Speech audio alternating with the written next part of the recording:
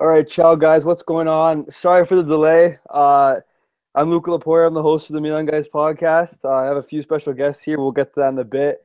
Unfortunately, there was a hackeraggio moment on Google Hangout with a certain guest account. We had to call a few Apple tech guys to help us out there. So we're all good now. Thank you for holding on. I know a few retweeted us with death threats and stuff. So yeah, no, we're back with episode 10 of the TMG podcast. Really excited. It's been a huge week. I'm here with Mike, the other co-founder of the Milan Guys. Mike, how's it going, man? Thanks for actually being here for once. Hey, no problem. Sorry, guys. We're close to closing our social accounts, as Donnarumma would say, but we pulled it out. We pulled it out. We have a very special guest today. So the first one, you guys have seen him before, Tadrous. Tadrous, my good friend from university. Tadrous, thanks for being on here again. I really appreciate it. Yeah, I appreciate it. I came on like the first episode and then disappeared for like 9 more. So yeah, there you go. Pulled the Donnarumma, went to Ibiza. Yeah. And then we have a very, very, very special guest today. His first time on the show. He's been wanting to come on for a long time, but I gave him the cold shoulder. So Federico Manasse, Fede, thanks for coming on. Thanks for having me, mate. Yeah, thanks no for having problem. You guys probably know him from his designs and his articles that he publishes. They're very, very good. Check out the drawings are amazing. Oh yeah, they're Thank you, man. absolutely insane. Check out his Twitter account. I'll tag him in it. You guys probably follow him anyways, if you're listening, but I'll tag you after. Honestly, guys, it's been a huge week. It's been a huge few months. Especially this week though. Our last episode was last Wednesday, I believe. So we recorded our podcast a few days before all the madness started happening. So first off, Milan. I'm not even gonna get into that. Let's start off with Milan Dortmund. I know it's just a preseason game. I was able to catch a good amount of it. I was at work, so I watched on my break for a bit. But Fede, were you able to watch it? Because it was later in the day for you. No, it was actually around lunchtime, and I was busy, so I didn't actually get to watch the game. What I did watch were the individual highlights. Mm-hmm. I watched them after the game. I was looking for the new guys, so I watched Çalhanoğlu, Kessie, and Rodriguez, and Musacchio as well, actually. Yeah. And to be honest, I was quite. I don't like judging on summer friendlies. No, of course. But I was quite positively impressed by all of them, to be honest. Yeah, that's good. Yeah, no, that's good, yeah. Çalhanoğlu was playing vertically, which is something we haven't seen in ages at Milan, I think. And Musacchio, very technical. Kessie, same stuff we saw with Atalanta, so I was quite pleased. Yeah, no, for sure. Mike, were you able to catch any of it? I know you catch first half. Yeah, I woke up a little bit early because I had work early in the morning, but I watched a little bit of it. Just like Federico said, like it's kind of hard to judge off one preseason game, especially since we didn't have all our signings there like as a cohesive unit. But in terms of, because I'm not gonna talk about the guys we already had, who cares about them? But the new guys that we brought in, I was very impressed with Çalhanoğlu. Like the way he moves around with his feet is something we haven't seen in a while at Milan. Ricardo Rodriguez did decent. Musacchio was also like Federico, so really technical, especially that one little gif that's going around Twitter where like he nutmegged and all that kind of stuff. It was really good to see. It was like a breath of fresh air seeing these new guys, like people who are like actually like good players for once and not these scrubs, because obviously these summer tournaments are just for like bench guys and stuff like that. But to see these guys, to see a few new signings out there, it was really good to see.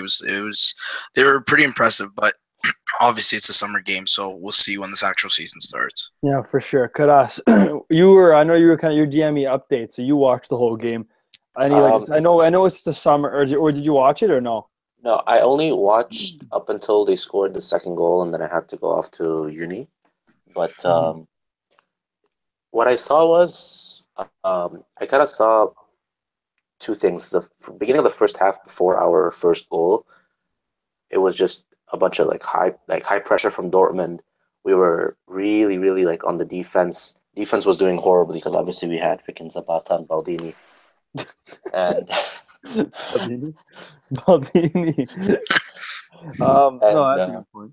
Yeah, yeah, no. Go we weren't doing well. What I did like though, what I did see was I saw a lot of our new signings. Like they were killing it up there.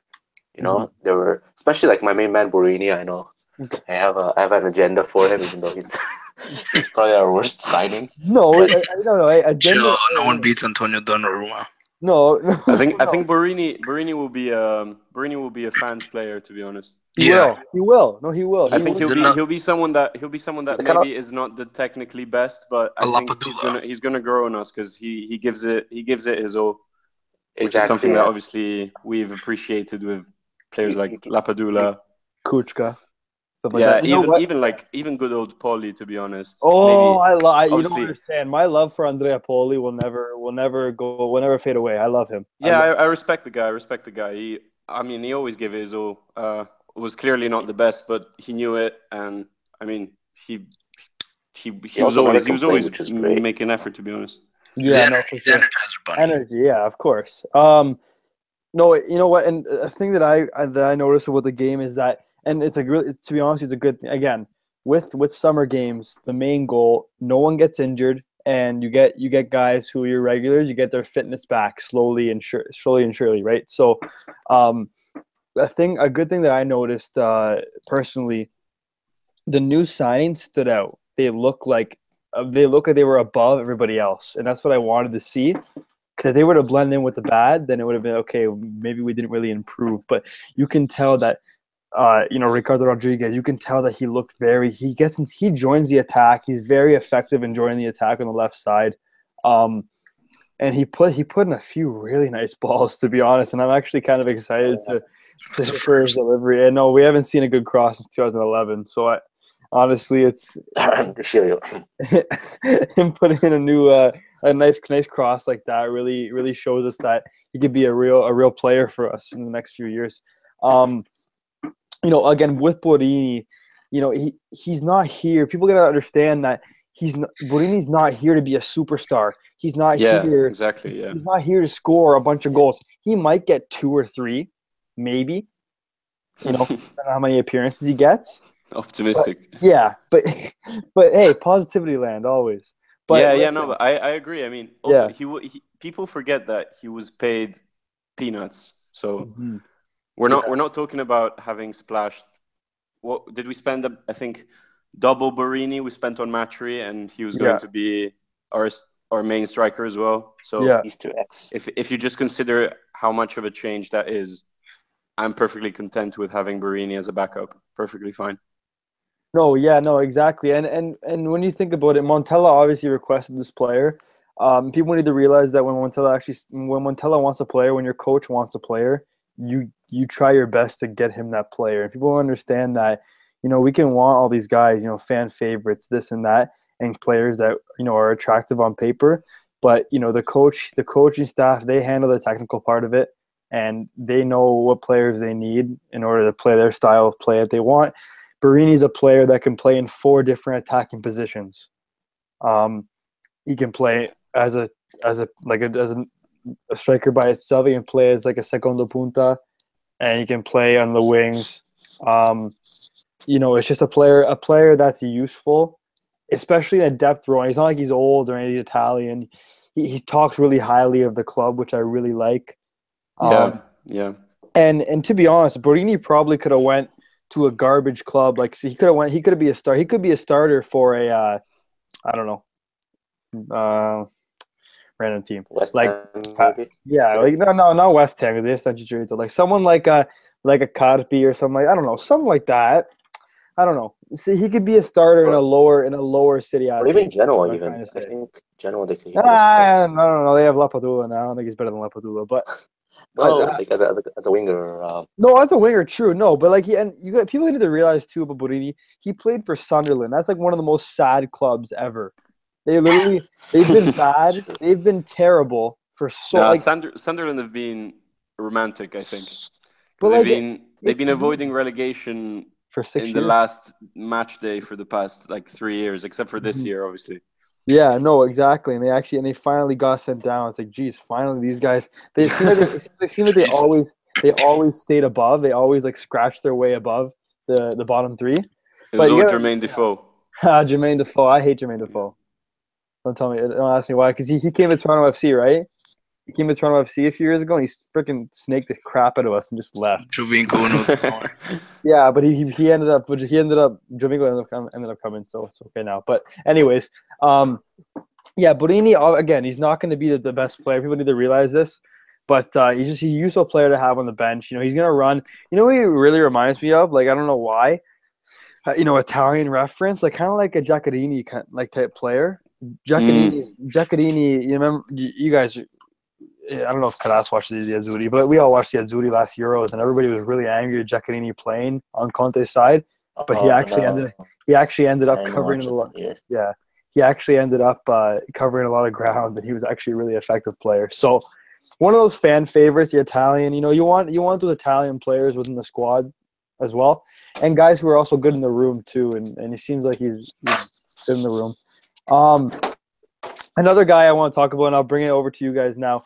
I wrote an article for Football Italia 2 days ago, like a really short one on Frank Kessie and how much of just to frankly put it, a beast he's been in the 2 games we've seen him against Lugano and against Dortmund.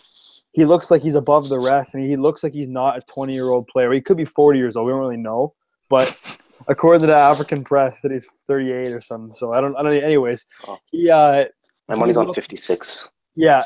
He looked like a player that has been at the top of his game for many years. And I don't know. I'm just really excited for what he's going to bring to the table for this Milan side. Federico, what if I know you like to look at the tactical part too. So what do you like about Kessie's game?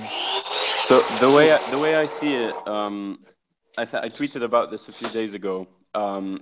The way I would put it is that Kessie is basically, and let me finish because it will sound odd at the beginning. It's basically like what Kuchka was, but obviously an upgrade to that. But I think he displays the same characteristics as Kuchka in a much better way. Obviously, he's younger as well. I think he's a physical beast. He can help in defense, obviously, and he can also contribute in attack loads. He just drags the ball forward, and you just cannot take it off him. And I feel like that's always what Kuchka did.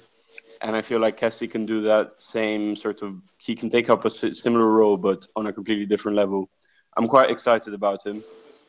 Obviously, sure. in the second half of the season this year, the level of his sort of game sort of stepped down, I think. So we'll have to see how consistent he can be. That's the only doubt I have at the moment. But for what I've seen on his day, I'm very happy. Yeah, for sure. Mike, I know me and you have been always talking about how weak the Milan midfield has been for the last 5-6 years. Do you think that Kessie can be a guy that, he's only 20 years old. He's a guy that, again, as Fede said, if he keeps up his consistency, can he be a guy that leads the midfield for, many years to come? Can he be that like from what?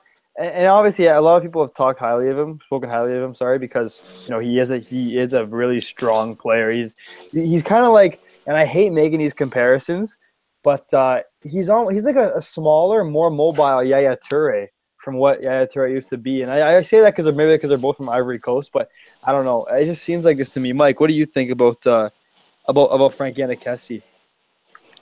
I like his point about Kuchka because, he literally is the better Kuchka in a way, like, and not downgrading Kessie's talent, but in terms of the grinta, the strength he has in the midfield, it's something the same thing kind of Kuchka kind of had. So in reality, that's a fair point. And yeah, if he keeps up the consistency, he can be one of the starlets in that midfield.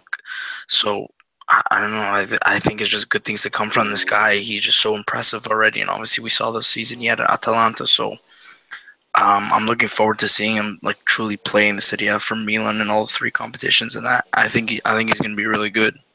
No, yeah, for sure. Honestly, there's a lot of potential in his game. Excuse me. So let's move on to the substitutions that came on. Matteo Musacchio. does he feel a little bit screwed over here with the Leonardo Bonucci sign, which we'll get to in a little bit? Does Matteo Musacchio, does he feel a little bit screwed over here? Is he the odd man out, or are we going to go with a three-man defense? Karas, what do you think about Musacchio? Like, how highly does Montella rate Musacchio after the Bonucci? Or do you think Bonucci was kind of a thing where the opportunity presented itself and we just pounced on it? No, I think that Bonucci was brought in to be the pillar of the defense, and it's going to be rotated between Romagnoli and Musacchio. You have to realize that Romagnoli is still young. He still has a few kinks that he needs to sort out. But also, he's recently a bit injury prone. I don't know if you guys realize that. Like during the last end of Yeah. picked up a few injuries. So Yeah. we definitely do need him. We can play a three-man defense, although I don't think I like that idea too much. Yeah. I think that Musacchio is going to be very important for us, especially in Serie A games or Europa League games or vice versa. And yeah, but no, he's going to be really important in my opinion. I don't think he's going to be left out. Yeah, I mean, he definitely didn't sign here to be a guy who comes off the bench. That's what my thing is. Yeah. Yeah, Federico. agree. Yeah, what do you think? In my opinion, obviously, when he was signed at the beginning, I think that Montella envisioned a four-man defense with him and Romagnoli at the back. Yeah.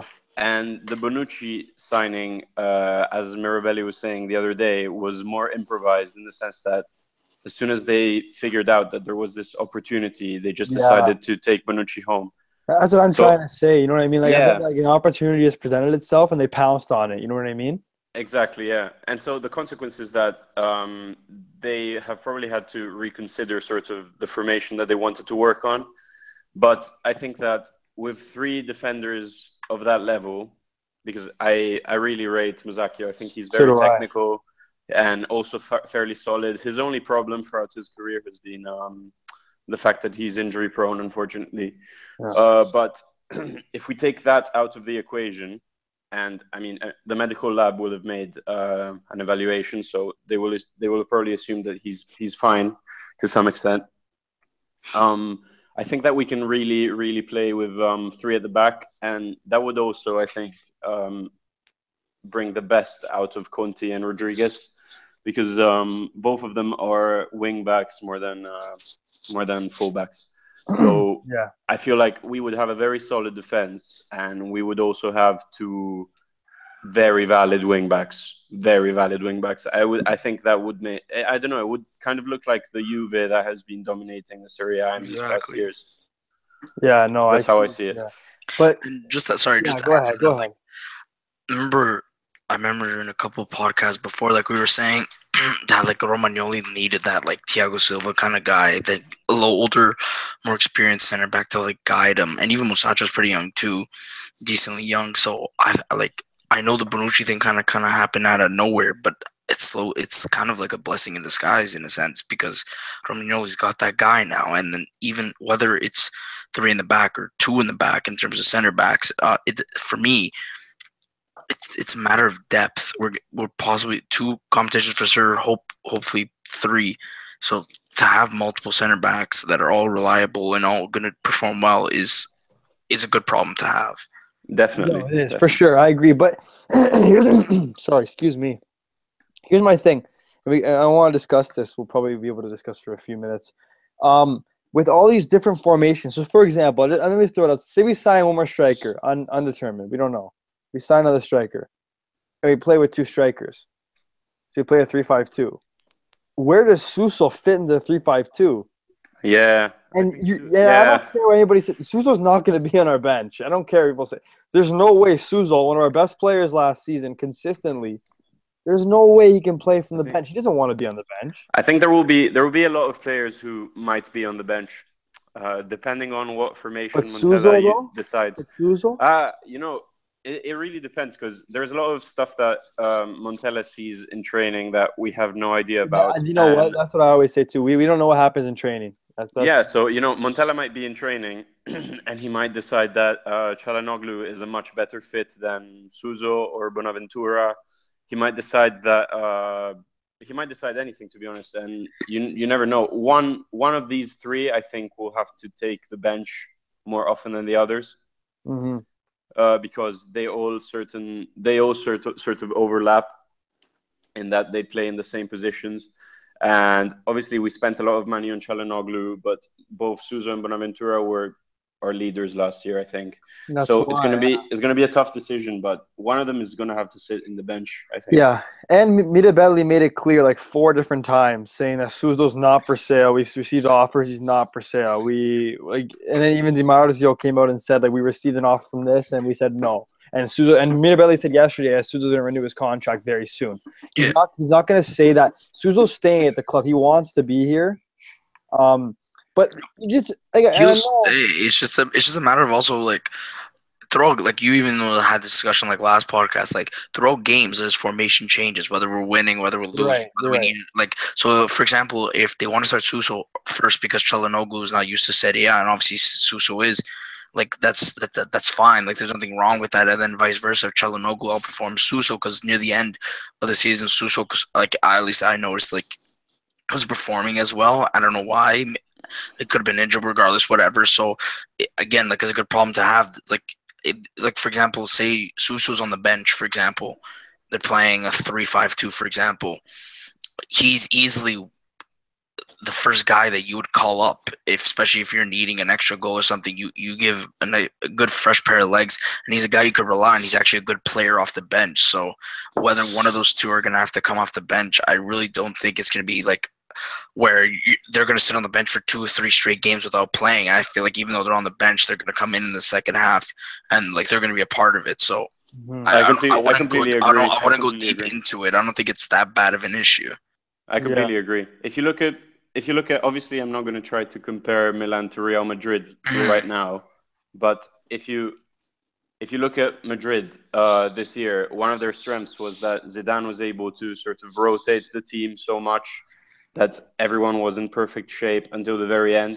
And if you saw the Champions League final, the energy that Madrid had for the whole game was ridiculous. They had Bale off the bench. Like, it's amazing. No, he's also injured. Yeah, I mean, I know, but a big team. Like, it's not even that. No, I'm not gonna say like that's not a big of a loss, but like you don't like hamper on it that much just because like okay, yeah, he's out, but like you had replacements already ready for him. They're good ones too. Yeah. I don't know. It's interesting to me because like people and people make formations without Giacomo Bonaventura. There's no way Bonaventura doesn't play in this team. There's absolutely no way. Yeah. Like I can't see Montella putting a lineup in the first match day of Serie A and assuming everybody's healthy. For me, if we don't sign a Belotti or a Kalinic, it's going to be a 4-2-3-1, and then like, what's it called? So do we want to sign another striker? If it's not, no, but I was going to the point about Bonaventura. So it's 4-2-3-1. Bonaventura will play the left wing, right? But say you get a Belotti or a Kalinic, right? You play a 3-5-2, 3-4-1-2. Like for example, like you can even put Ricardo Rodriguez on the bench, play Bonaventura on the left, and you know, if you need a fresh pair of legs, you put in Ricardo Rodriguez, take someone off from the midfield who's struggling, put Bonaventura in the midfield because he can play. So there's multiple options. Yeah, no. That's why I like that they're signing quality and quantity. So there's a lot of people like, oh, this formation, that formation. I'm getting into it too. But at the same time, okay, even if Montella stays with a 4-3-3, we can always alternate just because we have so many options. And it's such a good thing that we've never had in such a long time. Well, yeah, we're going to need options as well. Exactly. Yeah, if we don't sign a striker. See, here's the thing, though.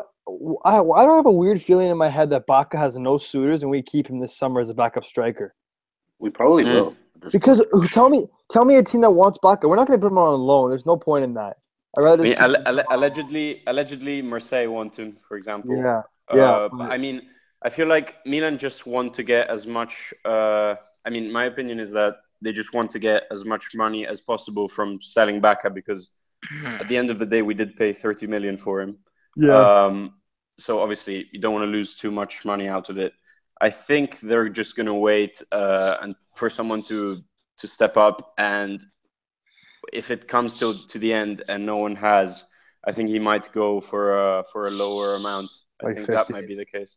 Like 15 or something. But But here's the thing: what happens if there's no suitors for an actual permanent buy? Because they already said that we don't want him to leave on loan. Well, there's nothing wrong with if it comes to that point. Nothing necessarily wrong with loan because here's the thing: everybody knows he doesn't have space at Milan anymore, right? And clearly he's not a favorite. No one really wants him at Milan. So let's say he goes somewhere else. He goes to Marseille. He goes to a little club on loan, and he performs well there. Why would they not buy him? Well, okay, but an option to buy, like we put Niang an option to buy. Look how that worked out. So I mean, it just seems like our players are not going to perform that well. The team's going to buy them. It's more of a risk to keep him on the bench and never play and never have. He'll be a backup striker. Say you don't send a striker, it's Andre Silva, then it's him. He'll play. Okay, but what I'm saying is I don't know. But I think they will sign a striker. Will settle for I think even if they don't get Bonucci, I feel like they'll still get Kalinic. So either way, is Kalinic better than Baca?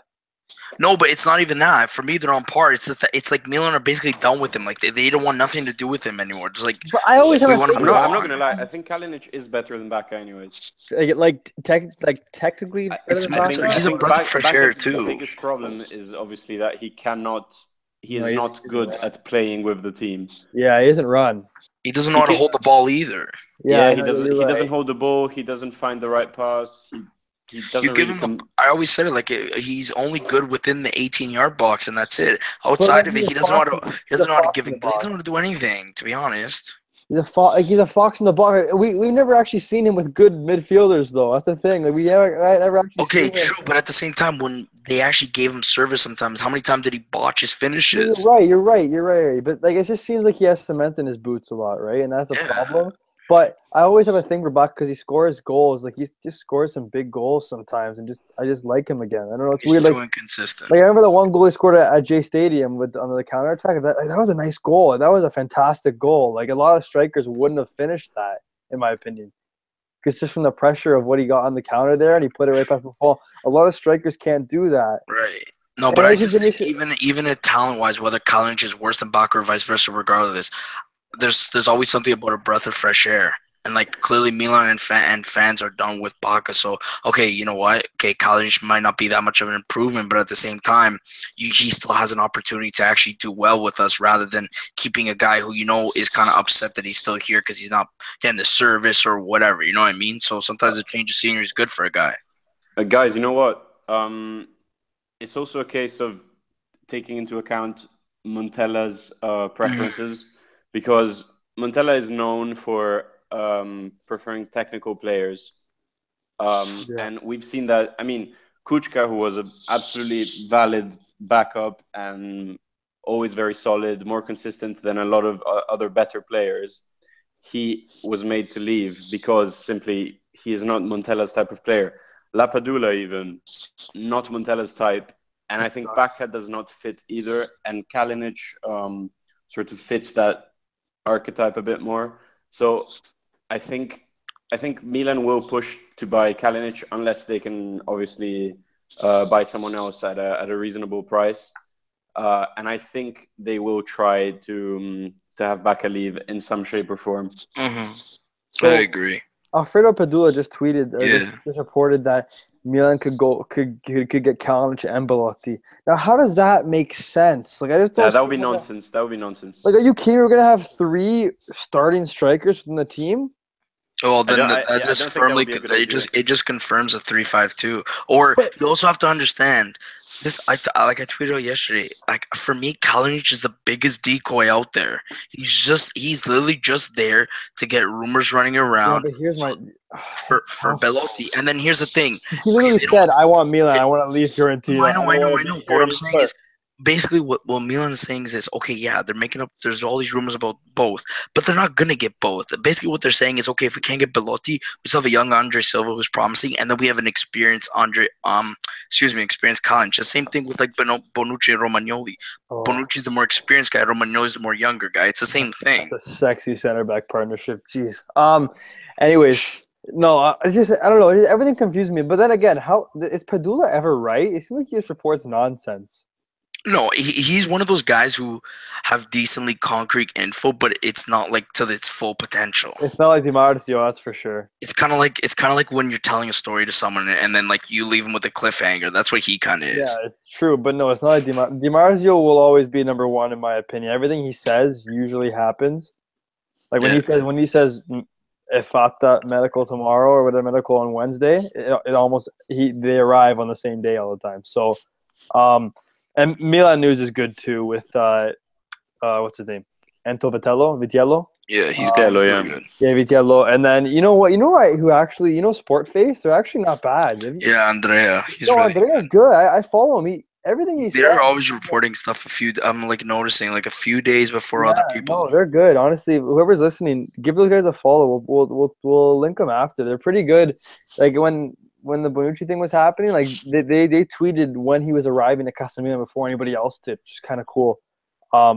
Just stuff like that, which is it's reliable, right? You want reliable source, and I hate honestly. Rocco Di Milano tweeted a few days ago, and he was right. Gazzetta literally is as reliable as Stevie Wonder playing darts. They're literally Gazzetta is terrible. Anything they say does not happen. So do not listen to Gazzetta. Literally every time I see a report and then I see in brackets GDS at the end, I'm like, never mind.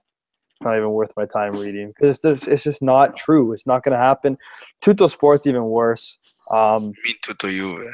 Tutto Juve, yeah. Oh my God, literally, Milan could win the Champions League, and Juve could sign like a depth 17-year-old player, and their front page the next day would be the 17-year-old player that they signed, and then they have like a little picture of the Champions League in the corner with Milan. Anyway, let's move on. So since last week from our last podcast, we officially signed Lucas Biglia as someone who we've been linked to since end of May, early June. Very good. In my opinion, this is strictly I've watched Biglia often. I watched a lot of Lazio games this year for some reason. Biglia is a very good player, and he's a very good regista, and he has a game that like it's hard to appreciate if you don't really understand it.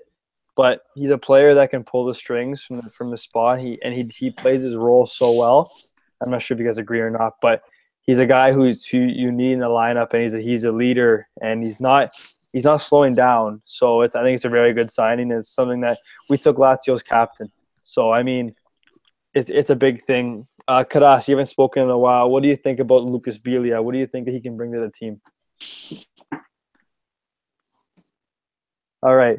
Okay. Karas, you there? Okay, Yeah. No worries. Oh, you're there? Yeah, I'm there. Hey. So, what do you think about the signing of Lucas Biglia and how he fits to the team and how effective he'll be? Well, he's more like the guy that's. I haven't seen much of him, but what I have seen when he did play against Milan, he's very calm on the ball, and his vision is quite.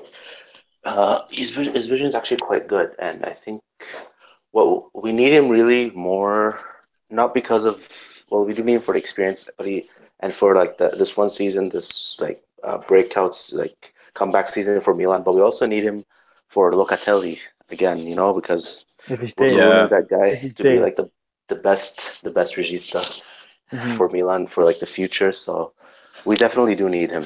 I think he's very important, and I think we got him for a decent price. We're weakening a rival that could help. So Yeah. it's a good signing. Yeah. Fede, what do you think? You've probably all the games are on for you in Italy or in England, so you probably watch more of Lucas Biglia than probably all three of us. But what do you think about his game and is he the regista that we needed? Yeah, I'm gonna give my opinion on Biglia, and then I'm gonna have to go, boys, because Okay. I have an early morning tomorrow, and Okay. it's quite No late worries. here. No worries. Okay, but yeah, about Biglia, I think he's a very underrated signing, and I don't really understand people who are unhappy with it. We didn't pay a lot for the guy, and he was probably the best regista on the market for us. Yeah. I think he's, first of all, obviously experienced in the Serie A, so that's always important in terms of adaptation, because we obviously need a team that is ready in September. We need to get results this year already. Yeah. And Yeah. I mean, the guy can defend. He's a typical Argentinian player, to be fair. For He can sure. defend. He's quite organized. He knows how to organize a team. Obviously, he's charismatic as well, Lazio captain. So I think he can help the younger boys in the team, and he can also try to provide sort of the organization that we need right now. So I'm really, really happy. Really happy. No, yeah, so am I. Before you leave, Fed, we're going to switch over to Leo Bonucci. Quick opinion on Leo Bonucci, and then you can go, and then we'll talk about it later. So, quick opinion before you leave. Quick opinion. Leo Bonucci. I think. Like, was it? I think there's almost nothing to say. Was it as shocking to you as it was everybody else? Yeah, it's quite shocking. When I first read the reports that he might join, I didn't really believe it. And to be fair, I haven't really believed it until I saw pictures of him at Casa Milan with a Milan shirt. So to be fair, I mean it's an absolutely outstanding signing, because prior to signing Bonucci, people were saying Milan have only signed average players who are not proven, so to speak. Yeah. And in a certain way, I had to understand that point of view, because a lot of players that we bought were not certain. You know, Musacchio, injury problems, Çalhanoğlu, a lot of character issues, and so on. And when we signed Bonucci, that was our first world-class signing, I think. He's one of the best in the world in his position. And taken from a rival and taken at a moderately low price, I think he can really, he brings the team to another level, just the arrival of Bonucci. Yeah. I think it's quite outstanding. Yeah. Yeah, and just some breaking news. Di Marzio just tweeted, if you guys can go take a look, that Cairo and Belotti are meeting right now. Wow. Damn, at 1 o'clock in the morning? At 1 o'clock in the morning. Un confronto importante per il suo futuro. Okay, yeah, so it's important for his future. So, right, that's boys. Big. Yeah. Fede, thanks for coming on. I know it was late for you. I know it was late for having me. Really nice talking to you boys about Milan. You gotta come on again if we do it a bit earlier one time. You come on again. Yeah, definitely. Okay, definitely. man. Talk soon, mate. Bye-bye. Bye. Bye, Fede. Okay, so yeah, Torino president Cairo is currently having an important meeting with Belotti regarding his future. This is massive breaking news on the TMG podcast. Guys, it doesn't get any better than this right now to the listeners. It doesn't get any better. Can you say it again? Sorry. What happened to Belotti? Cairo and Belotti are currently meeting right now, according to Di Marzio. Meeting important for his future. Huge. See, here's the thing. Here's my little quick look, because I know we're going to segue to Belotti, because to be honest, there's not much to say to Bonucci other than it was the biggest surprise that we've seen in the longest time, apart from the takeover of the Chinese actually happening, to be honest. Yeah. So, just here's the thing. We all read the tweets, Cairo, 100 million, all this BS and all this stuff. I'm not even going to get into it just because it's pointless. It's purposely stuff that people put in the media, whether through Cairo himself, Torino, Milan, all this stuff, just to get the rumor mill going. Here's my take. The fact that they are actually meeting to discuss is a positive sign for Milan. Because here's the thing. Sure. If Belotti was you know what, I really don't want to leave, it's iffy, I'd rather stay here, and Cairo, then they wouldn't be having a meeting to discuss their future. It would have been between them. No, he's staying, that's it. I'm not accepting an offer. The fact that they actually are having a meeting to discuss it, I mean, who knows? Maybe he's just there to say, yeah, I'm staying. But typically that's not the case. The fact that there actually is a meeting is quite positive, and he could express his concern, because at the end of the day, the guy is a Milan fan. He loves the club so much. Say, you know what, I have an opportunity to go. I'm sorry, I want to go. I want to take that next step, because even someone was tweeting yesterday, there was a little argument going on and mentions about how Torino hasn't been anything big for the longest time, and they haven't. And if Belotti has the chance to join his boyhood club to be that primary striker along with Andre Silva, I can't see him really passing up that opportunity, to be honest. So for me, Cairo needs to realize Belotti could easily be a one-season hit wonder. We don't know. We can't predict the future. If I'm him, and I'm not saying this from a Milan point of view, I'm talking from a business soccer point of view. If you're not, no one's paying 100 million, because I've tweeted before, everyone's got the striker. No one's paying that buyout clause. If you have the opportunity to get 60 to 70 million for the guy, which is only 30 million off of the buyout clause, plus two players who are decent enough for Serie A and to fill your Torino starting role, I can't see how you're going to accept that. Because here's the thing, Belotti says he wants to leave. Cairo's no, I'm not taking it. I don't like the offer. He doesn't have a good season next year because he doesn't want to be there anymore. You really think someone's going to be paying that $100 million release clause? Especially be like, everyone will be like, no, he's a one-season hit wonder. Cairo's going to get screwed. If I'm him, I'm taking this offer right now because at the end of the day, we all know what Cairo does. Cairo just plays the strings and then eventually sells. All he does is sells. He loves money. He did the same with Iturbe, did the same with Cherchi, Immobile. He did the same with all these guys, Maximovic. He's done all the same song and dance with all these guys. That's why I'm saying, like, there's been a little negativity. Belotti might not be coming. For me, it's still open just because Cairo's been doing this same song and dance with every single top player that he's had at Torino. No, you're right, and you're completely right. And do you remember the? It wasn't Cairo, but sorry, just Iturbe got bad memory. Remember Iturbo mode. Remember every team was asking this guy. Listen. He cashed in $30 million for that guy, and he's an absolute scrub. Listen. This is huge. Why is Belotti meeting with Cairo at 1 a.m.? Why? Tell me why. Especially after dinner they just had with the team. And they just had a game today. He's not tired. He just played a game today. I don't know. He just played a game. Hopefully they're both not drunk. Oh man. No, he definitely wants to leave, dude. Yeah, but honestly, right now they're meeting right now. Honestly, guys, stay tuned for some news because there should be some news coming out soon. Unless they're meeting for 6 hours, all pulling it all night to like a sleepover party. You just put an article out. Yeah, Caro Belotti, Colico adesso in hotel, incontro importante per il futuro dell'attaccante. In a hotel. Why isn't it at Belotti? Doesn't Belotti live in Torino? Doesn't he live there? Oh, yeah. Even Pietro Mazzara even quoting like Di Marzio saying, this is face-to-face meeting between Caro and Belotti. It's decisive for his future. Oh, my God. Okay, so this is huge. This is the biggest moment ever on the TMG podcast, I think, to be honest. We never actually had something live. Let's see. Oh, that's good. This is huge. No, this is huge. He is our biggest topic of conversation right now. It has to be. Because along with him, like I've been saying, I don't want to talk about college that much because I don't think it's much to it, other than also Renato Sanchez, who we can quickly touch on as we're waiting for updates if something does happen. Apparently, if I'm not mistaken, don't quote me on it. I'm just going off based on my memory. Milan offered 3 to 4 million loan plus the obligation that Bayern wanted. They obviously declined. They wanted for Renato Sanchez. Apparently now, again, don't quote me on it, but I saw a few things saying that Milan are willing to raise their offer of $7 to $8 million paid loan, and their obligation to buy around 40, which would obviously amount to what Rummenigge was saying that he'd only sell him for 48 million. It's kind of funny that the same numbers that were reported today are what he actually wants to sell him for. So that's something that could be developing. I know it's kind of hard that with Mirabelli and Fasone, they're in China, but then we all have cell phones. It's 21st century generation. It's not that hard to get in contact with people. I know they're working on it.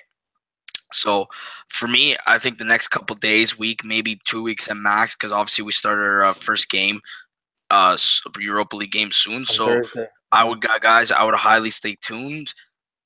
Don't believe everything you read again, because it's going to start getting interesting again. Like, we've kind of had this little bit of a break before Bonucci and Biglia. There's a little bit of a break.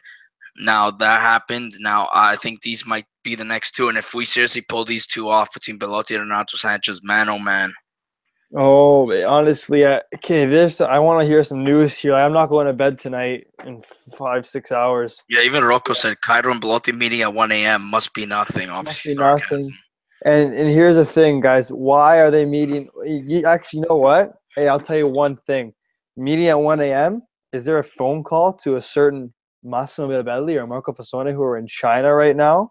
Mm-hmm. Oh, that's a very good point, because obviously China's ahead. Is there a certain phone call to China who is at 7:09 a.m.?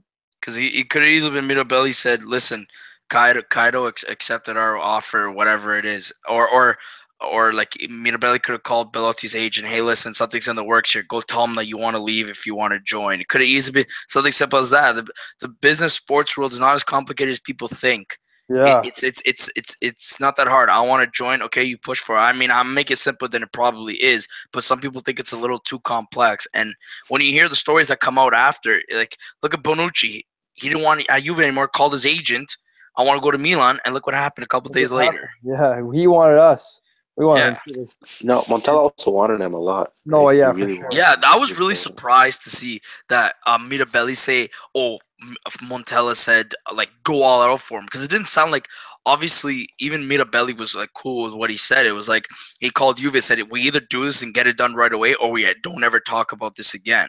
So that was kind of cool. And then the fact that Montella, who kind of gets a lot of crap for saying, oh, he wants these players like all these Fiorentina players, like you can't diss the man for wanting friggin' Bonucci. Yeah, he wanted Bonucci and he got him. He wanted Biglia, he got him. He wanted Andre Silva and he got him. He wanted Frank Kessie. Like people need to understand that Montella has been, a lot of the players that he requested here, we signed. And they're good players too. This is Rocco Di Milano tweeted, Belotti got a few Negronis in his system and is about to tell Kaido what's up. Because he just had dinner, right? Yeah. Honestly, think about it though. Everybody's saying, why are they meeting at 1 a.m.? And I you know what? I just thought about it right now. A good point. Because if the meeting remember how there was supposed to be a meeting like today and then nothing happened, they were at dinner, they had the game. Like if they would have been like, oh, the meeting's canceled, like we're not selling him, Belotti said he wants to stay, then I'll be like, oh shit, like I don't know. But the fact that there actually is a meeting after everything that happened today, I mean, I don't want to get too optimistic and too happy, but like it's a little more on the positive side rather than the negative side. But at the end of the day, none of us know, so we'll see what happens. No, it's tough because I don't want to buy into it and then like, oh no, we had a meeting because he wants to confirm that he wants to stay. So I'm just trying to be humble about it, but it is really interesting. But it's there's so many things that can happen here, and honestly, you don't understand what my reaction would be if I ever saw Di Marzio tweet saying Milan Belotti è fatta. Oh, I buy a jersey the second I saw that tweet. And you know what? It seems like he is our number one target right now. He's been our number one target. I'm telling you guys, he's been. Aubameyang was another thing to drive Kaido's little. For me, it was actually originally Morata, and then once Morata basically declined, they're like, you know what, screw this guy. We're going all for the actual true Milanista. Yeah, but seeing Belotti in a Milan jersey would be the dream.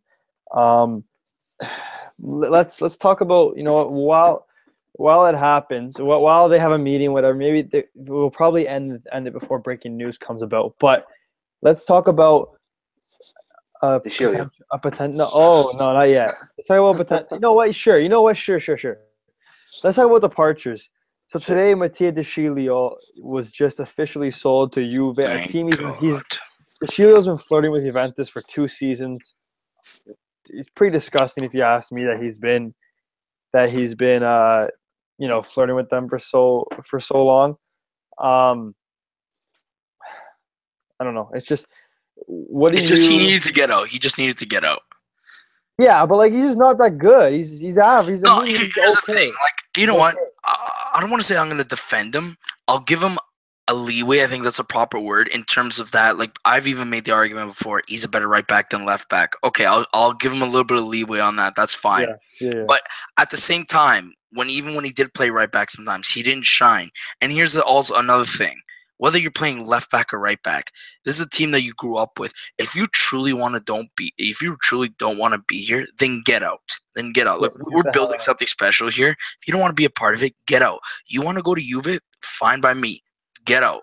We want people, because the last couple of years we hear so many things about the locker room. Ball, people weren't tight, whatever. You already see the new guys that are coming. You see them on Instagram and all this. Instagram stuff stories already, and they just met each other. If you don't want to be a part of this, get out. Go to your little Juve that you love. You've been flirting with the last couple of years, and then that's it. For me, guys who are young, for example, like a Romagnoli, as soon as like his debut, you can already tell the guy's good. Donnarumma, same thing. Like, you know, you can tell from when people are young that they're really good. Kessie as well. It's another good one. De Sciglio's never shined. It's never oh my God, you know what? He's going through a stretch. He was always average. He's always okay. He's literally, you know, Milan Twitter, okay. De Sciglio is a definition of okay. Like, I'm not going to lie. Here's the thing. He might do better at Juve, not because of Mattia De Sciglio, but because of the system that Juve has. And obviously, like, I don't know why. Allegri just has a boy crush on him. So, like, he'll help him out. But here's the thing. At the end of the day, if De Sciglio became really good at Juve, I could care less. because we took Bonucci off of them. I could care less. Yeah, That was always no. my fear. If we sold Yeah. De Sciglio to Juve, like what if he becomes good? Then we look like idiots. We literally just stole their best defender for technically 30 million because we sold De Sciglio for 12 28, yeah. or 28 or whatever the fees are. Regardless, Yeah. we paid that minimal for a top 3 center back in the world, and clearly stuff's going on at Juve. So you know what? We win. I don't care what De Sciglio does at Juve. He can play left back, right back. He can be a forward for all I care. He can do well. I don't care. We took Bonucci off of them. Yeah, no, exactly. We took one of the best defenders in the world, not just their best, one of the best in the world for less than Kyle Walker got purchased for. And De Sciglio, and I tweeted this. It pissed me off how he's smiling. I haven't seen that prick smile in years. Oh, he always looks pissed off. He always looks like he's in a midlife crisis. No, he always looks like he's sad. He's like about to cry. Hey, Nikita. Nikita Fasuga comes in. Hello. In the live chat. We're just talking about your tweets before. Anyways, De Sciglio is, and I'll be PG about it on air, but he's a wimp. He's a nothing player. He's a nothing player. He's not a dynamic player. You can't be Yo, DiMarzio, Hotel Palace. Hey, is the same one that Nikita Fasukov works at? I think so. Nikita, they're at your hotel right now. They just posted a picture of the hotel that Caro and Belotti are speaking at right now. Oh my, Jaya Brunelli is outside the hotel like a weird person, waiting for the president back to Milan. What?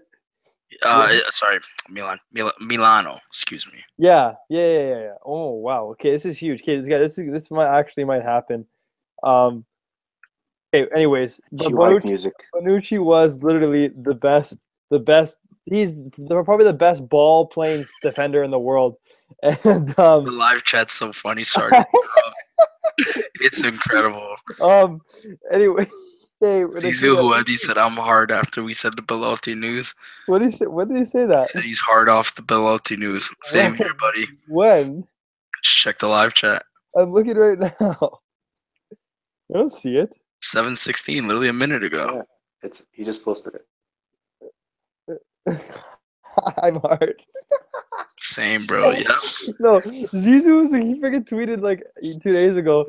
Is there a such thing as the opposite of erectile dysfunction when you can't get soft anymore or something like that? Okay. Anyways, let's keep it PG. Anyways, listen.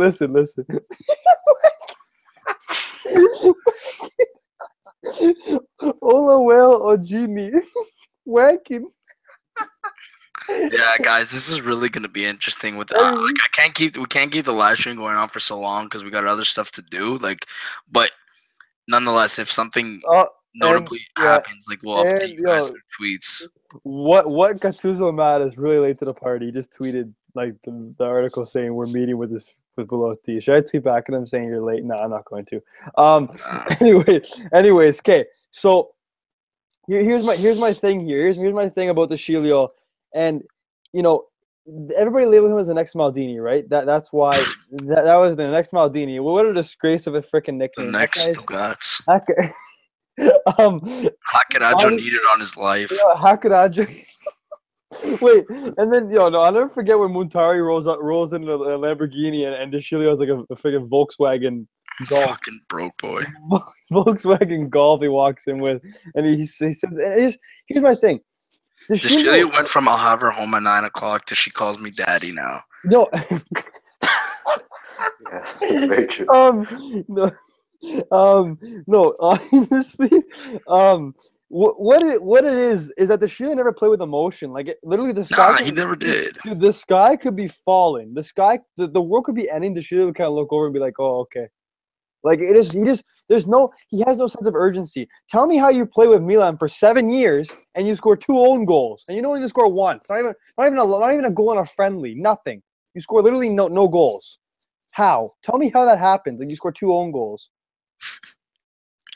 Mattia. Ola Wale is saying what's Hackeraggio? It's Hackeraggio. It's when means like hacking. Hacking. It's when Donnarumma got his Instagram account quote unquote hacked. Yeah. By Gianluigi Donnarumma. Yeah, so Hackeraggio Somio account, Kudo Social. And honestly, and what we were talking about before for the guys who just tuned in now, with Bonucci too, we're actually acquiring a quantity of guys and quality.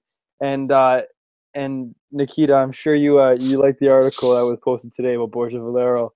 Borja Valero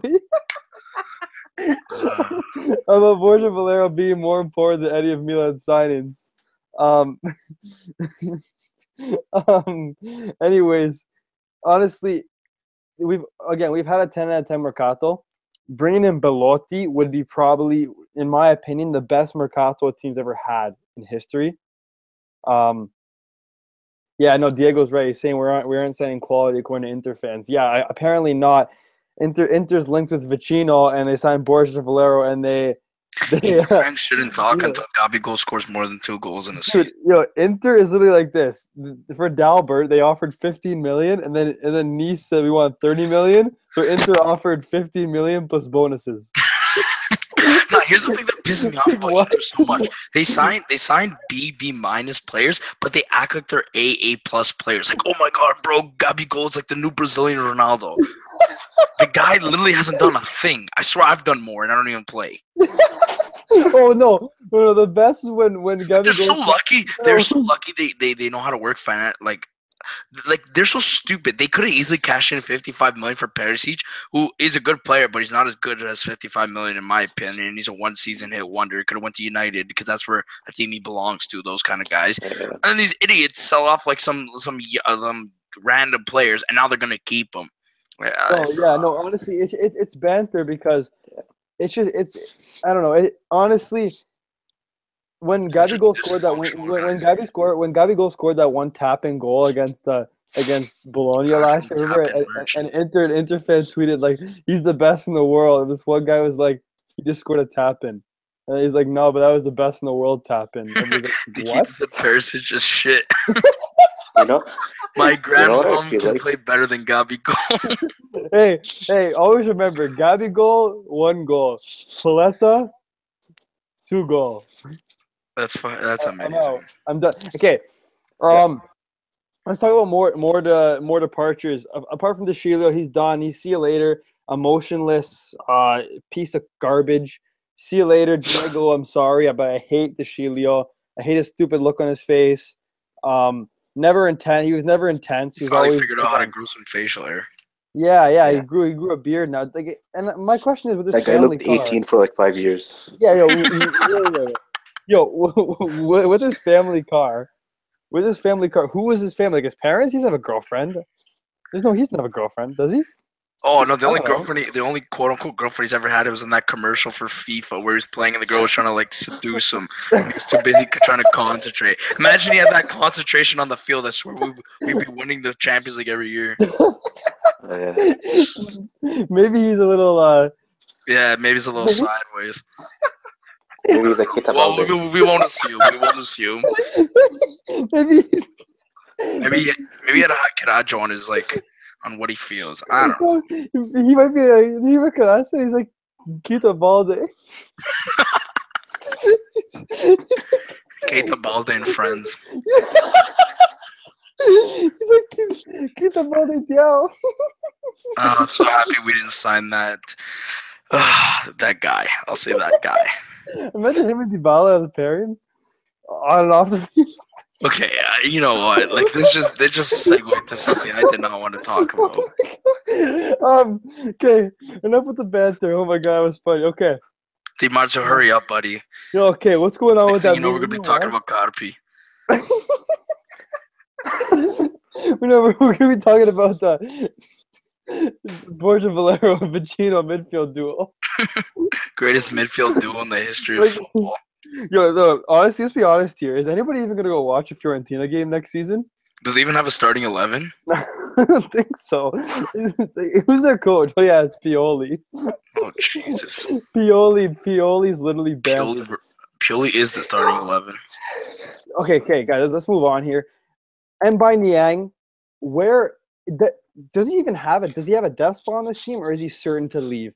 Oh no, he's leaving. He's leaving. Going to Venezia. Who? No, I think he's definitely leaving.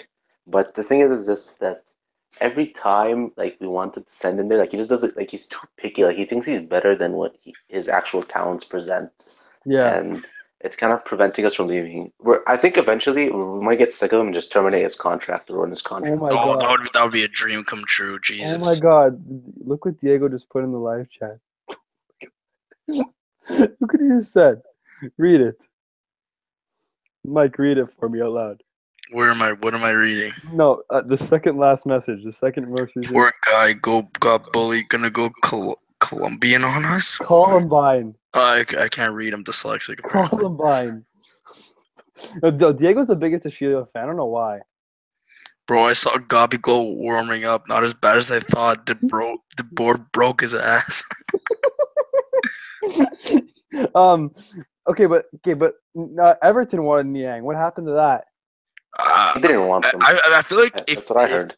If like he doesn't get thrown in a deal for like Belotti, I feel like that's something that can eventually like come to fruition. Like him going there. I don't know. Like he's just I always said he's perfect for the BPL, and that's a team I can actually see him going to. Oh yeah, Nikita has a question for us. Yes, Nikita, what's your question so we can answer? Oh god. I'm scared. I'm kind of scared. He's gonna talk about Suzy Campanini or whatever. Oh Jesus! No, he's not. I actually do you guys read my article Football Italia on Kessie? You guys read that? Yeah. What's your guys' opinions of Roma and Lazio's mercato so far? Okay, well, it's the most hypocritical. Roma's is the most hypocritical mercato I've ever seen in my life. Hey, Roma is not a supermarket. All right. I need your opinion. Yeah, both of that. I mean, okay, let's put it into quick words. At the Milan guys, we are not pro David Amoyal. That's it. Yeah. Roma. Yeah, the Roma. Give me some good beef. Wait, Nikita, we gotta talk about that article today. You're a classless pig turd or something. You're class whatever, Nikita. Anyways, next question. What do you think about Diego Costa on loan till January? No, definitely no. We're not a friggin' place. It ain't happening. I don't even want him. Yeah, we're not a place for a player to come on loan just so we can waste some time and then go to Atletico in January. Like we're not. Yeah. What are we? What are we? Roma? We're not old Milan. Yeah. No, we're Milan. Banter is over, boys. No, it doesn't happen. We're not a racist, homophobic turd. Jesus. Yeah, that's what everybody calls him today. You know what we need? We need the statutos in this live chat. Oh, that'd be amazing. Yeah. Nikita's a classless Polish poop. He's not even Polish though. He's Russian. Amoyal said Deschilio is the next Maldini. What do you expect from him? Wait, who's mad? Costa, no, we are not a rehabilitation center. Okay. Right now, while we're waiting for Deschilio news, oh my God, Deschilio news. Excuse me. Belotti news. We're opening up the questions. Any questions right now? Put in the live chat. We'll answer them right now. We don't do this too often. But right now, we'll do this, and then we'll end it in a bit if there's no news. Any more questions in the live chat? Hey, it's no holds barred. You can ask anything you want. We're waiting, Nikita. We're waiting. We're waiting. Milan. Milan Twitter is definitely the best Twitter. Yeah, it's literally what keeps this platform running. Belotti or Sergio Pellissier. I'm gonna go with Pellissier simply because he has more Serie A experience. Here's a good question: the Bayern match. True. Okay, here's the thing. It's gonna be a step up from Dortmund, obviously, because like I was saying, like Germany has so many incredible like young talents. So like it's gonna be harder, and obviously Bayern, the team, even the reserves are like quite good. So I think it's gonna be a good test, and hopefully Montella throws out some other guys that like didn't like see any time in the Dortmund games, just to give them like a little bit of playing time. So I'm not expecting much from him. I couldn't care if we lose or win. These preseason games are nothing to me, other than like Luca said, staying healthy and just seeing some guys that you bought like stand out. So. No, yeah, honestly. Let's see what Bonucci looks like. Yeah. That'd be good. I don't know if Bonucci, Biglia, and Conte will play. Hopefully, I'd like to see them play a little bit, just to actually see them in a Milan jersey playing. How shit is Renato Sanchez? He's not shit. I don't know what someone was saying. Yeah. And for 4-3-3, if we get Renato Sanchez, Donnarumma, yeah, but Bonaventura can play the left wing position. Honestly, yeah, Bonaventura can play left. He's so versatile, right? So he's a player that can play in different positions. But honestly, like in a 4-3-3, do we need a real left winger? Like Bonaventura can play on the left wing, and Çalhanoğlu has played on the left wing before. So, he can play in left wing too. And then he asked what happened to Forsberg. Well, Forsberg was a link for a little bit, but it really that's something like in the mercato. Like if we really need a left wing, like you just go out and buy him, kind of thing. Apparently, there's been a Skype meeting with Young Hong Lee and Fussell Belly, giving Kaido an offer he can't refuse, according to one of our followers. Huh? Apparently, one of our followers with the banter saying that there's been a Skype meeting with Young Hong Lee and Fussell Belly, giving Kaido an offer he can't refuse. Who said this? Oh, some guy in our mentions. He's gonna give him. Oh, Gianluca says possibility of Aguero. Again, we are not a rehabilitation center. 0%. If we get Sanchez with obligation to buy, how big of a risk is it? Honestly, it's not a risk at all. With the obligation, I wouldn't mind an option or an obligation, because Renato Sanchez, I've watched him with Portugal last Euros, and he looked very impressive. To me, I think he's a player who can actually become a special player. And he's 19 years old. So again, Locatelli and Kessie in the future. Oh, geez. Yeah, he's a player that has a really high ceiling, and he's only scratching the surface right now. So he's definitely a player that I really like to bring in. If we can sign 2 more players, Belotti and Sanchez would be my preferred players. Yeah, Aguero's definitely out of it. He'd be a bench player. It's true. Sanchez, even the Bayern's owner director said he's gone. Like, he's loaning him out for sure. There's no doubt that Sanchez is gone from Bayern. They have Bayern and Real Madrid are the best midfield depth in the world. And they signed Tolisso too, and Sebastian Rudy and stuff. So Sanchez is really out of the question. It was kind of a waste of a purchase for Bayern, who usually do good business. But what about Fosberg? Someone's asking about him. What do you guys think? I feel like that's something, like I was just saying, like if we really need a left winger, like depends on what happens. He's someone like near the end of the mercato that you can just kind of go out and get. Yeah, it wouldn't be that difficult. Yeah, no, exactly. So they're like kind of like last minute resort. Like I'm not downgrading him, but like I don't think he's that much of a necessity right now. Depending on what happens, maybe. Who are you talking about again? Who's this? Emil Forsberg. Oh yeah, like I'd be like, again. We only have, like, I know we're rich, but we only have so much money to spend. FFP. We've done good at FFP because we're paying transfers and installments and stuff. Yeah. But yeah, no, it's just we only have so much money, right? So we just got to be careful with that.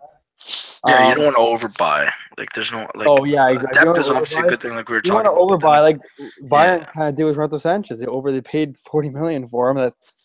That whatever, and then now they're going to be selling him for, we don't really know. Any other questions before we're probably going to wrap it up, guys? There's not really any. Okay, this is okay. Did Nikita go to bed? Probably. Do you think Milan should go for Conte or Ancelotti in years' time? I think it'll just naturally happen if it becomes successful. Regardless of making CL or not. Mike, you answer that one for me. For me, I think I hope, obviously Montel's my coach, Milan's coach, so obviously I root for the guy. For me, I think he signed a 2-year contract extension, so I feel like if he brings Milan, if he bring Milan top 4, then maybe a top 3, maybe a top 2, and his contract is up, like, and let's say Conte wins the Premier League again and he wins the Champions League with Chelsea, and like he kind of did what he had to do there. Conte's still young, and like with a younger Milan project here now, with obviously like reliable funds, I don't see how he would kind of deny it. I'm like, obviously, an Ancelotti return would be amazing because obviously the guy's done so much with us. But I don't know. I like not no disrespect to Ancelotti because for me he's one of the best ever. But I don't know. I kind of prefer Conte in a sense just because the guy dominates Serie A and with like a budget that the Chinese are giving us and like the hype around us, I feel like it's such a suitable project for him, especially if we're gonna adopt the 3-5-2. Mm-hmm. Since it's his favorite. Yeah. No, yeah, and it's a big. Okay, next question here.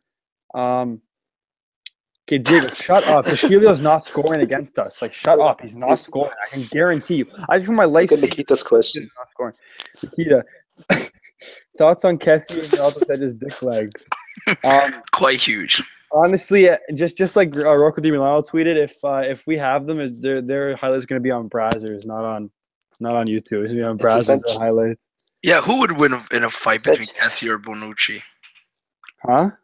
Sorry? Someone asked who would win in a fight between Kessie or Bonucci. I don't know. I'm not really sure what's going on with that number because there's no way. That's a bunch of bullshit. That's just a Juve rumor because they're so salty. Like, so we're sorry that there's beef in your locker room, but unfortunately for you guys, there's none in ours. So keep it in your end.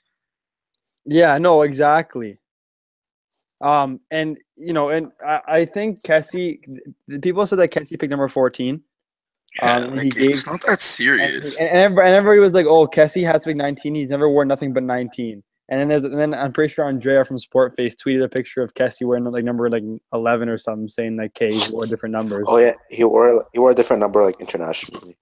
Yeah, it's a typical media trying to make a story out of nothing. Like plus it's like pro Juve based these stories where they're coming out. Like, I'm sorry that you're salty that we stole Bonucci off of you. Like, we apologize. We'll send you a postcard or something if you're that sorry for it. But yeah, like no one's buying into your bullshit rumors about a friggin' jersey number. It's just not that serious. Yeah. No, exactly, and I think. Like Bonucci, if he's nothing's been confirmed he's the captain yet. I think it makes the most sense. But has he said anything? No, I mean it's kind of too early. Like it's I don't know. Yeah. I'm just thinking. I don't know. It's just not that serious yet. Yeah. No, I don't know. It's just it's It's typical media, guys. Don't fall for everything you read. Yeah, exactly. It's just silly reports, and I'm really hoping to see some reports. Why did Simo just tweet it? Guys, I have big news for you. I don't know. It's probably just going to tweet like, Belotti's not coming. No, he's going to tweet Locatelli is the captain. Some Locatelli agenda. Locatelli is the captain. Whatever. Anyways, do we have the best-looking players in Europe? Yes, we do. Yes, honestly, we are AC handsome. I'm 100%. AC handsome, okay. Have you guys not seen how sexy Andre Silva is? And this is going into a weird direction. No, it's really not. It's really not. Come on. I know it's 2017. No. What about? No, don't. What about Kessie? Don't tell me you don't love going on Instagram and see Andre Silva on the beach in a different pose. I wouldn't go to that length, but. Sure, like the guy looks good, okay, but we don't care. He looks good, but I'm not gonna be like, well. I'm not. Yeah, exactly. Like I'm not gonna stalk his IG just to see him post pictures on the beach. Like get back to training. And no, Paletta is not sexy. No. Neither is Kessie. No. Kessie is. I guarantee you, Kessie. Yeah, real shit. This is too gay now. Yeah. I guarantee you. Who said this? I mean, that's not the right term. I apologize. That's not the right term. Yeah, this does need to stop. Hey. And honestly, Matteo Musacchio, come on, guys. Okay. Come on. Okay. Let's be I think serious. this is exposing season. No, have you not seen Musacchio's girlfriend? Are you kidding me? Oh, if we're talking about his girlfriend, that's a different story. But I'm not talking about Matteo. Okay, guys, we're turning into a freaking tabloid. Come on. No, we're not. We're really not here. It's me and Easty. Talking about girlfriend. Can we get back to some actual technical stuff? Okay. Yeah. Let's talk. Let's talk Patrick Schick's sister. I don't even know what she looks like, but okay. okay. No, I figured Nikita put a picture. I thought you were going to say, let's talk Patrick Schick's heart. No. Thoughts on the Montolivo situation? Okay, that's big.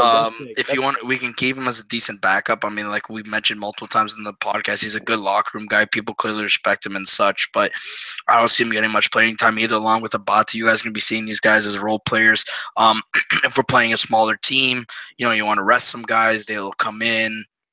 Rotational, if you're up 3-4-0, you'll see them come in, but they're not going to be those starting like focal points that they have been the last couple of years.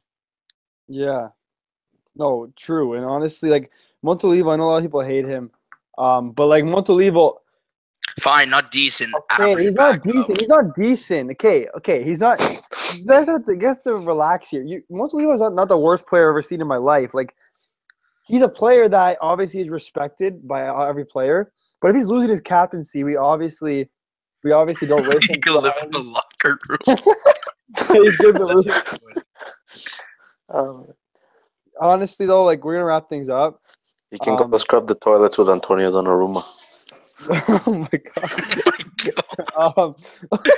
I swear, I can't wait for the entire Donnarumma family to sign contracts to be a part of Milan's cleaning staff, like postal staff, cooking staff. Like Jesus, man, retirement saving staff. Like RSP, like they're doing their RSPs. Like it's amazing.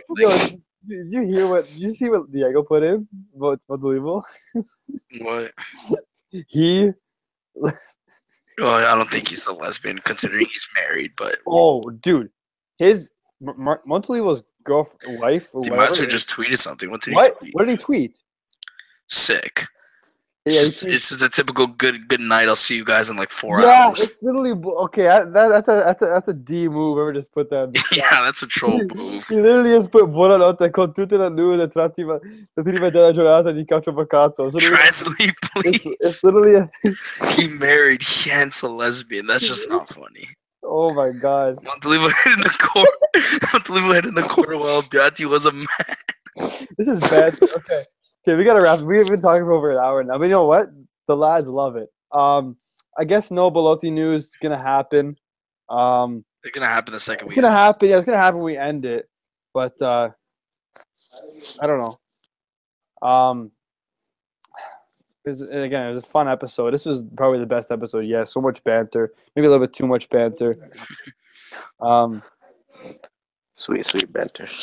But we're gonna start wrapping things up, lads. Again, thank you so much for tuning in. I really, really, really appreciate it. Honestly, Mike and I, we made the account in 2014, made the podcast in April, and we're already getting a lot of views. Again, we're the #1 Milan podcast out there. Tell your friends, tell your family, tell your good-looking sisters, tell your girlfriends, tell everybody. That's self-promo. Yeah. Anyways, thanks for coming out, guys. Stay tuned. Stay on Twitter for the Belotti news because I'm not sure what's going on with it. We got a benefit considering we're Eastern Standard Time over here, so we'll be up for quite a while if Di Marzio decides to wake up from his nice sleep if there's any more Belotti news. So we'll keep you guys updated. Nikita. Yeah. You sound like a You sound like a moyo. Fuck you guys. Okay. So ciao, guys. Ciao, Nikita. Ciao, Ahmed. Ciao, Diego. It's gonna be fun. It's gonna be a fun rest of the summer. Belotti is arriving. In my opinion, positivity. We're gonna keep positive. Positivity land. Positive. Okay. So guys, again, it's China really voice. fun. Thank you so much for tuning in. Yeah, stay tuned. What happened now? Before we end up, What? Nikita. What? Both are at the bed? Breaking. Belotti went to bed. Oh my god. Yo, Max just literally quoted Mario's tweet about Buonanotte saying, talk about leaving Milan on Twitter with blue balls. Honestly. That was such a good podcast, guys. It was really good. And Satutu just tweeted Belotti beta male. What? Waiting for Belotti is killing me. Stomach ulcers certainly currently forming. Yo, Milan Twitter is something else. My sisters are saying that Cairo and Belotti are meeting just to drink a cup of coffee. Okay, it's amazing. Okay. Anyways, guys, it's been fun. You know, a little bit less professional this one, but hey, it's Milan on Twitter. It's insane. So keep listening, keep reading our tweets, and Forza Milan, Forza Belotti. Thanks, Karas. Thanks, Mike. Let's go. Ciao, guys. Thank you. Ciao. Okay, ciao.